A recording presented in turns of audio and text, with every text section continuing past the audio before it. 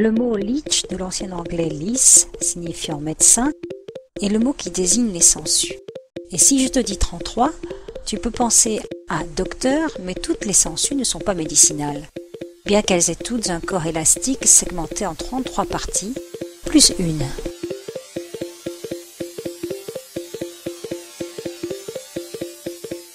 Les hirudinés sont des akètes, des organismes presque tous glabres de la grande famille des vers plats. Les sangsues qui font partie de l'embranchement des annélides vivent dans nos eaux douces à l'abri de la lumière, en se déplaçant de façon très caractéristique, prenant appui sur les différents substrats qu'elles explorent de leur appétit.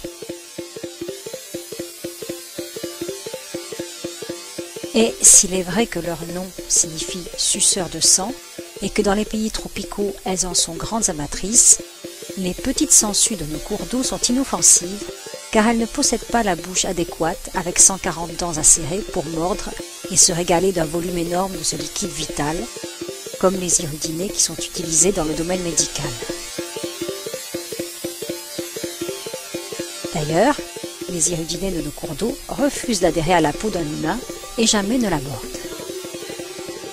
Les sangsues médicales que tu ne verras pas dans cette vidéo ont été étudiées dans tous les détails et comme par le passé, les scientifiques contemporains ont voulu apprendre à les connaître et en faire des assistants exceptionnellement qualifiés dans le cadre d'opérations chirurgicales plastiques très spécifiques.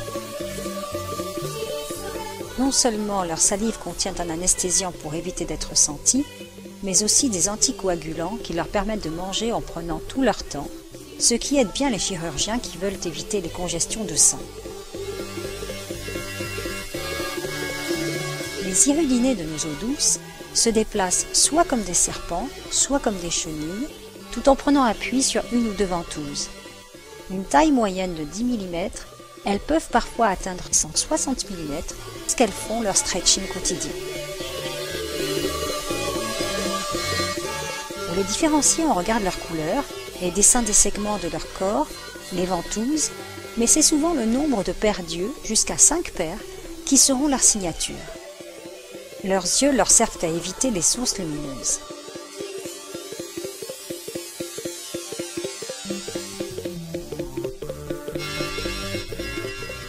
Sexuées mais hermaphrodites, elles se nourrissent uniquement d'êtres vivants comme les crustacés ou les mollusques, les larves ou les batraciens, mais elles peuvent aussi s'inviter sur le bétail qui vit les pieds dans l'eau. Plutôt que les fonds vaseux, les sangsues préfèrent les substrats solides pour pouvoir fixer leurs ventouses. Elles seront souvent parasites de batraciens ou de poissons chez lesquels elles louent une chambre garnie dans les branchies. La chute de la biodiversité dans nos cours d'eau par les implications arrogantes de la vie humaine voit aussi les sangsues disparaître, et bien qu'elles n'aient pas de vrai cerveau, qu'elles aient 2 cœurs, qu'elles ne transmettent pas de parasites à l'homme, elles ne sont pas vues comme les éléments indispensables à la beauté de la nature. Et pourtant, les hirudinés sont des bioindicateurs recommandés dans les écosystèmes miniques. Ils peuvent effectivement bioaccumuler les composés organiques de synthèse.